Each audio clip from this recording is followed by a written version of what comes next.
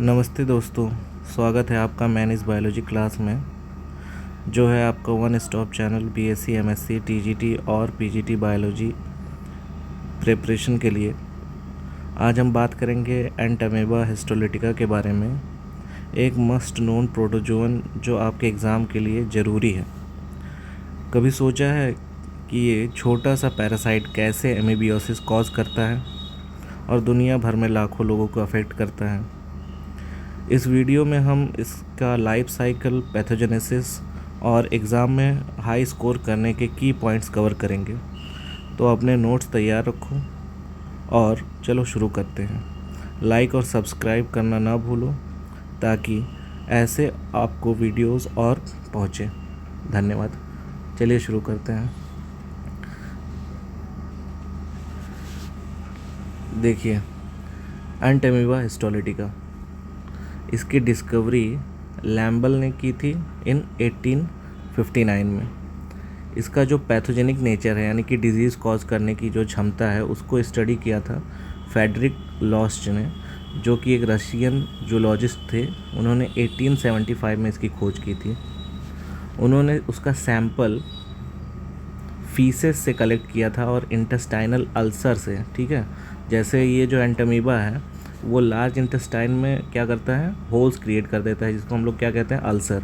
तो ulcer create कर देता है, तो उसके सैंपल्स कलेक्ट करके उन्होंने इसके पैथोजेनेसिटी के बारे में जाना था। किसने? फ्रेडरिक लॉस्ट ने। और फिर उसको ट्रांसफ़र किया था कुछ पपीज़ में चेक करने के लिए। अब अगला है सिस्टमैटिक पोजीशन। सिस्टमैटिक पोजीशन क्या है, यानी कि क्लासिफिकेशन। तो ये जो एंटामेबा है ये एक प्रोटोजोआ है, फाइलम प्रोटोजोआ में आता है। सब फाइलम इसका है सार्कोमेस्टिकोफोरा। सुपर क्लास है सार्कोडीना। क्लास इसका है राइजोपोडिया। सब क्लास है लोबोसिया। ऑर्डर ऑर्डर इसका है अमीबिडा। जीनस एंटामेबा। स्पीसीज़ है हिस्टोलोटिका। अब आगे देखते हैं इसका डिस्ट्रीब्यूशन। तो ये एक कॉस्मोपॉलिटन ऑर्गेनिज्म है, यानी कि ये पूरे वर्ल्ड वाइड ये आपको मिलेगा। लेकिन इसका कुछ जो क्या कहते हैं, कुछ स्पीसीज़ हैं जो कि सबसे ज़्यादा क्या है, ट्रॉपिक एरिया और सब ट्रॉपिक एरिया में मिलते हैं। और इनकी जो संख्या है टेम्परेट रीजन्स हैं वहाँ पे ये कम रहती हैं। और इनके मैक्सिमम इंसिडेंस कहाँ पे देखा गया, यानी कि कहाँ पे ज़्यादा से ज़्यादा केसेस कहाँ पे रिपोर्ट किए गए हैं, तो कुछ जो क्या कहते हैं, जैसे मैक्सिको है, चाइना, इंडिया, साउथ अमेरिका, ऐसे कंट्रीज़ में इसके मैक्सिमम इंसिडेंस देखे गए हैं। आगे ये रूरल एरिया में, यानी कि गांव वाले ग्रामीण क्षेत्रों में ज़्यादा मौजूद क्या कहते हैं, इनके केसेस प्रेजेंट है। और जो डेंसली पॉपुलेटेड अर्बन एरिया है, जो शहर है जहाँ पे बहुत ज़्यादा पॉपुलेशन है, वहाँ पे ये मिलते हैं इनके केसेस ज़्यादा। और 10% वर्ल्ड इज़ सफरिंग फ्रॉम अमीबियोसिस। 10% जो दुनिया भर में 10% लोग हैं अभी भी अमीबियोसिस से सफ़र कर रहे हैं। अब आगे देखते हैं हैबिट और हैबिटेट।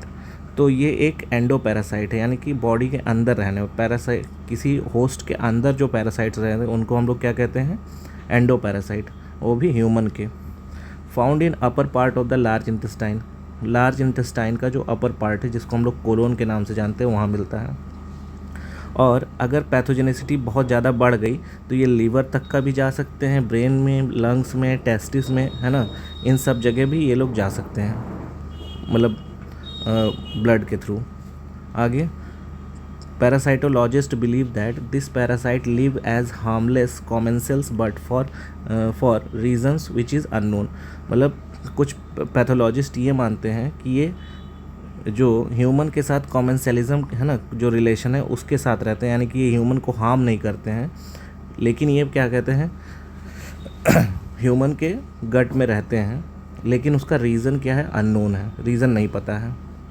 आगे ये क्या करता है, it invade the mucus and mucosa and sub mucosa of intestinal wall and cause amoebic dysentery and amoebiosis. तो ये क्या करता है, म्यूकोसा वॉल जो अपर लेयर रहता है और उसके बाद उसके बिलो सब म्यूकोसा वॉल है, वहाँ पे क्या करता है, ये इन्वेड करता है, यानी कि वहाँ पे परफोरेट करता है, और उससे क्या होता है, अमीबिक डिसेंट्री एंड अमीबियोसिस। इसमें intestinal wall exhibit large number of minute ulcers, छोटे छोटे अल्सर्स क्या कहते हैं उसमें आप प्रेजेंट हो जाते हैं इंटेस्टाइनल वॉल्स में, और distribution of mucus lining of intestine, पूरे पूरे म्यूकस लाइन में क्या होता है, ये छोटे छोटे माइन्यूट अल्सर्स क्रिएट हो जाते हैं। By tissue dissolving chemicals from parasite, तो जो ये जब इंटेस्टाइन के वॉल्स पे प्रेजेंट रहते हैं तो ये कुछ केमिकल्स रिलीज़ करते रहते हैं अपने बॉडी से, उससे क्या होता है, परफोरेशन हो जाता है इंटेस्टाइनल वॉल में, जिसको अल्सर कहते हैं, अमीबिक अल्सर। आगे पढ़ते हैं मॉर्फोलॉजी के बारे में, यानी कि इसके फिज़िकल अपीयरेंस के बारे में। तो ये 3 डिस्टिंक्ट फॉर्म में प्रेजेंट होते हैं। पहला है ट्रोफोजोइड, जिसको मैग्ना भी कहते हैं, प्रीसिस्टिक और माइन्यूटा भी कहते हैं, और तीसरा क्या है, सिस्टिक। अब एक एक करके हम लोग पढ़ेंगे किसके बारे में, इसके जो फॉर्म्स हैं अमीबी एंड अमीबा के जो फॉर्म्स हैं, उसके 3 फॉर्म्स हैं, उन तीनों को हम लोग एक एक करके पढ़ते हैं। पहला फॉर्म है ट्रोफोजोइड, या तो उसको हम लोग क्या कहेंगे, मैग्ना, या तो ट्रॉफिक। आगे इसके बारे में जानते हैं, ये एक्टिव फॉर्म है, यानी कि यही मोटाइल फॉर्म होता है। तीनों फॉर्म में अगर कोई मोटाइल फॉर्म है, यानी कि मूव करने वाला, एक जगह से दूसरी जगह मूव करने वाला फॉर्म, ये ट्रोफोजोइट है। तो ये एक्टिव फॉर्म है, मोटाइल फॉर्म है, फीडिंग फॉर्म है, यही क्या कहते हैं, खाता है, मतलब ये अगर फीड करेगा तो यही फॉर्म फीड करेगा, यानी कि अगर फीड कर रहा है यानी कि यही पैथोजेनिक है, किसके लिए, ह्यूमंस के लिए, बाकी दोनों नहीं हैं। आगे live in mucosa and sub mucosa of large intestine, large intestine के म्यूकोसा और सब म्यूकोसा वॉल पे ये प्रेजेंट होते हैं। इनका जो डायमीटर होता है वो कितना है, 20 माइक्रोन से 30 माइक्रोमीटर तक। जो डायमीटर है वो कितना होता है, 20 माइक्रोमीटर से 30 माइक्रोमीटर तक का। आगे ये इसका जो स्ट्रक्चर है वो सिंपल अमीबा जैसे भी दिखता है। तीनों में से जो 3 फॉर्म हैं, इसमें में से ये जो ट्रोफोजोइट है वो जो क्या कहते हैं, हम लोग बचपन से पढ़ते आ रहे हैं, जो अमीबा है उसकी तरह ये थोड़ा दिखता है। आगे आउटर मोस्ट लेयर, इसको आउटर मोस्ट लेयर को हम लोग क्या कहते हैं, प्लाज्मा लेमा। ये थिन होता है, इलास्टिक होता है और सेमी परमिएबल होता है। आगे देखते हैं इसका जो साइटोप्लाज्म है, साइटोप्लाज्म ये 2 डिस्टिंक्ट रीजन में बटे होते हैं, आउटर और सेंट्रल। तो देखते हैं यहाँ पे आप इस फिगर में देख पा रहे होंगे, तो ये आउटर लेयर है, मतलब आउटर जो क्या कहते हैं साइटोप्लाज्म है, जिसको हम लोग क्या कहते हैं, एक्टोप्लाज्म। और जो ये ब्लू कलर से आपको दिख रहा है पार्ट, ब्लू कलर से, वो एंडोप्लाज्म कहते हैं। तो आउटर वाला क्या है, क्लियर है, नॉन ग्रेनुलेटेड है, वहाँ पे कोई ग्रेन्यूल्स, कोई ऐसे प्रोटीन वगैरह या कोई फूड वैक्यूल्स वगैरह नहीं प्रेजेंट है। तो तो उसका क्या नाम है, जो आउटर वाले का, एक्टोप्लाज्म। और जो सेंटर में प्रेजेंट है, जो न्यूक्लियस वगैरह को कवर किया हुआ है, आरबीसी न्यूक्लियस, जो बैक्टीरिया वगैरह जो जहाँ पे प्रेजेंट है, वो क्या होता है, एंडोप्लाज्म। आगे देखते हैं न्यूक्लियस, इसका जो है ये 4 to 6 माइक्रोमीटर तक का होता है इसका साइज़। आगे बाउंड बाय न्यूक्लियर मेम्ब्रेन, तो जो जैसे ये आपको स्ट्रक्चर दिख रहा होगा, न्यूक्लियर, ये जो न्यूक्लियस है, न्यूक्लियस किससे कवर्ड है, न्यूक्लियर मेम्ब्रेन से। जो इनर सरफेस होता है, इस पर क्रोमेटिन ग्रेन्यूल्स प्रेजेंट होते हैं, ये ब्लू डॉट आपको दिख रहा होगा। ब्लू डॉट क्या है, क्रोमेटिन मटीरियल, क्या कहते हैं, क्रोमेटिन ग्रेन्यूल्स हैं। और अरेंज इन पेरिफेरल रिंग, इसके जो पेरिफेरी पे, यानी कि इसके बाउंड्री पे जो प्रेजेंट है, वो क्या है आपका, क्रोमेटिन ग्रेन्यूल्स। सेंटर में आपको एक dot like structure red colour में दिख रहा होगा, इसको हम लोग कहेंगे एंडोजोम या तो कैरियोजोम। ये क्या है, ये वाला पार्ट एंडोजोम या तो कैरियोजोम। सराउंडेड बाय क्लियर एरिया और हैलो, इसके बीच में आपको दिख रहा होगा, यहाँ पे है, ये एंडोजोम हो गया। ये वाइट वाला जो पार्ट है उसको हम लोग क्या कहेंगे, हैलो कहेंगे, या तो ये एक खाली जगह है, क्लियर एरिया है। फिर fluid filled space between nuclear membrane and endosome contain. अब देखिए इसके बीच में न्यूक्लियोप्लाज्म प्रेजेंट होगा बीच में, तो कह रहा है आउटर जो बाहर न्यूक्लियर मेम्ब्रेन है और उसके बाद एंडोजोम है, न्यूक्लियर मेम्ब्रेन और एंडोसोम के बीच में आपको कुछ स्पोक लाइक स्ट्रक्चर, मतलब जैसे पहिए की जो तीलियां होती हैं वैसे आपको स्पोक लाइक स्ट्रक्चर दिख रहा होगा, उसको हम लोग क्या कहते हैं, क्रोमेटिन मटेरियल। तो एक बार फिर से समझ लें कि सेंटर में क्या है, एंडोसोम या कैरियोसोम, फिर उसके बाद खाली जगह जो है उसको हम लोग हैलो कह देते हैं, फिर आपको दिख रहा होगा ये हो गया आपका क्रोमेटिन मटेरियल्स जो स्पोक के फॉर्म में है, और यहाँ पे आपको क्रोमेटिन ग्रेन्यूल्स दिख रहे होंगे ब्लू कलर में, फिर ये इनर मेम्ब्रेन क्या कहते हैं, न्यूक्लियर मेम्ब्रेन है, और ये आउटर न्यूक्लियर मेम्ब्रेन है। फिर एंडोप्लाज्म एनक्लूजन, जो एंडोप्लाज्म है जो आपको यहाँ दिख रहा होगा, जो ये ब्लू रीजन है, इसके अंदर क्या क्या प्रेजेंट है उसके बारे में हम लोग जानते हैं। तो इसमें फूड वैक्यूल्स, जो भी फूड क्या कहते हैं एंटीमीबा एनगल्फ करेगा फैगोसाइटोसिस के थ्रू, वो पहले तो वो प्रेजेंट होगा एंडोसोम में। फिर इंजेस्टेड आरबीसी और डब्ल्यूबीसी, तो जब वो परफोरेशन क्रिएट कर रहा होगा ह्यूमंस के लार्ज इंटेस्टाइन में, तो उसके थ्रू क्या होगा, ब्लड्स भी आ जाएंगे, ब्लड, तो उसमें आरबीसी भी मौजूद है और डब्ल्यूबीसी भी। फिर कुछ फ्रैगमेंट्स ऑफ एपिथेलियल सेल, तो ह्यूमन के बॉडी से, ह्यूमन के इंटेस्टाइनल लाइनिंग से कुछ एपिथेलियल, जो आउटर एपिथेलियम कहाँ होता है, जो आउटर लेयर होता है, आउटर जो सेल लेयर होता है उसको हम लोग कहते हैं एपिथेलियल सेल्स। तो एपिथेलियल सेल्स के फ्रैगमेंट्स भी उसमें मौजूद हैं। फिर ह्यूमन गट में कुछ बैक्टीरियाज भी होते हैं जैसे ई कोलाई, तो ई कोलाई को भी वो इनगल्फ कर लेगा। यानी कि जितना भी चीज़ है यहाँ पे आपको दिख रहा होगा, ये ब्लू कलर में ingested bacteria, nucleus, RBC, WBC, और ये हो गया फूड वैक्यूल्स, तो ये सारे ही कहाँ मौजूद होंगे, एंडोप्लाज्म में। आगे कॉन्ट्रैक्टाइल वैक्यूल। अब ये कॉन्ट्रैक्टाइल वैक्यूल क्या करता है, ऑस्मो रेगुलेशन, तो इसमें एब्सेंट होता है एंटमीबा में। क्यों? Cause osmotic concentration of intestine and entamoeba's body is equal. अब अगर ऑस्मोटिक कंसंट्रेशन में डिफरेंस आता, अगर बाहर कंसंट्रेशन ज़्यादा है अंदर कम है, तो इस तरीके से फ्लूइड अब बाहर से अंदर या जो भी है मूव कर सकता था, उसके लिए ऑस्मो रेगुलेटर की ज़रूरत पड़ती, यानी कि कॉन्ट्रैक्टाइल वैक्यूल की। लेकिन यहाँ पे क्या होता है, जो एंटमीबा है उसके बॉडी का जो ऑस्मोलैरिटी है, ऑस्मोटिक कंसंट्रेशन है, वो क्या होता है, इक्वल होता है किसके, ह्यूमन के इंटेस्टाइन के लाइनिंग से। तो इसलिए नो ऑस्मो रेगुलेशन, वहाँ पे कोई ऑस्मो रेगुलेशन नहीं होता है। अगला स्ट्रक्चर, हम लोग ये सारा किसके बारे में पढ़ रहे हैं, ट्रोफोजोइड के बारे में पढ़ रहे हैं, तो न्यूक्लियस भी उसी में। अगला स्ट्रक्चर आ जाता है स्यूडोपोडियम। तो स्यूडोपोडियम अमीबा के बारे में जानते ही आप। पोडियम मीन्स क्या होता है, feet, pseudo means false feets होते हैं। तो ये while move it produce anterior, है ना, जब ये मूव करेगा तो ये जैसे ये अमीबा है, इसका जो स्यूडोपोडियम है ये एंटीरियर पोजीशन पे, इस डायरेक्शन में जब मूव करेगा, ये होगा एंटीरियर साइड और ये होगा पोस्टीरियर साइड। तो एंटीरियर साइड में ही हमेशा क्रिएट होगा क्या, स्यूडोपोडियम। आगे ये एक सिंगल होता है, जैसे आप नॉर्मल अमीबा जो है उसके बारे में देखे होंगे तो उसमें कई सारे स्यूडोपोडियम्स क्रिएट हो जाते हैं, ये हो गया 1-2 स्यूडोपोडियम। लेकिन यहाँ पे क्या है, सिंगल, यानी कि मोनोपोडियल। मोनो मीन्स क्या होता है, वन पोडियम, 1 फीट। आगे ये लार्ज होते हैं, बाहर से एंटीरियरली क्या होते हैं, ब्लंट होते हैं, यानी कि धारदार नहीं होते हैं। आगे move in forward flowing movement, जब ये मूव करता है तो ये क्या करेगा, जहाँ पे जिधर की ओर फ्लो करेगा ये प्रोटोजोन एंटमीबा, उधर की ओर ये क्या होगा, क्रिएट होगा स्यूडोपोडियम।